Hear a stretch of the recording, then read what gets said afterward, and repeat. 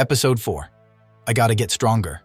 In despair of facing the wolf magic beast that appeared abruptly after having just defeated a bunch of goblins with his dagger now broken, Jin-Woo discovers that he has gained impressive agility that allowed him to dodge the steel-fanged wolf.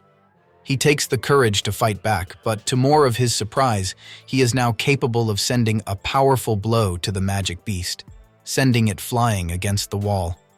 However, Jin-Woo knows that he will not be able to take down the animal barehand. He tries to flee as the beast chases him and thinks for a weapon to use. He discovers that he has access to his inventory provided by the system, allowing him to take out the sword that he got at the double dungeon that was left by Kim Chul to kill the wolf. Two more steel-fanged wolves appears.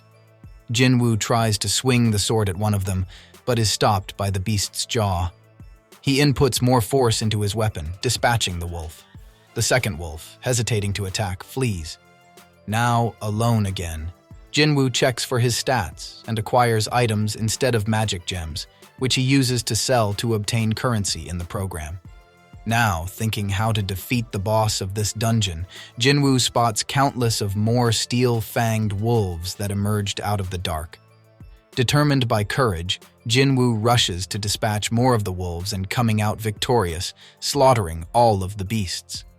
He checks his inventory and grabs one of the items he just acquired, a teleportation stone, before walking down into the hallway of the dungeon.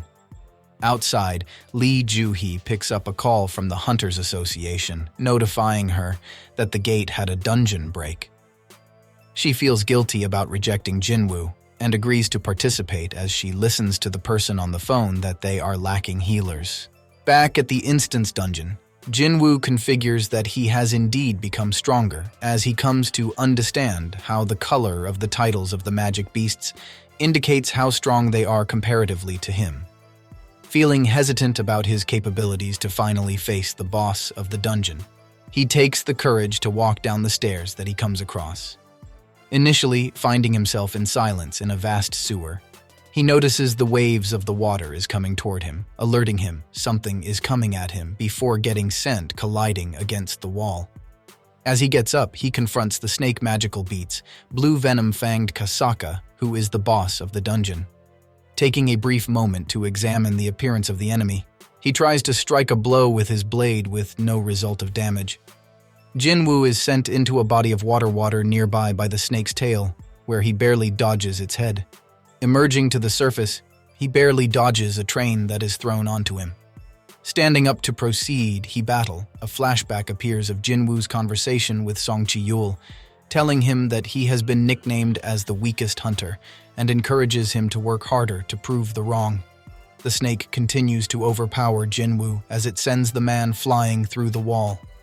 Attempting more to breach the snake's scale with his sword, he eventually let go of his weapon and uses the force in his hand to break through the beast's armor.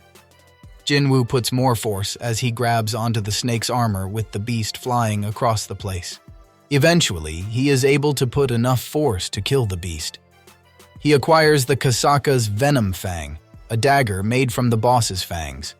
The snake's corpse, along with the dungeon, disappears, reverting the instant dungeon back into the Hapjeong subway station. As he takes the stair to exit the dungeon, he is spotted by a soldier who scolds him for being here before realizing that he is a hunter and guide him out of the sight.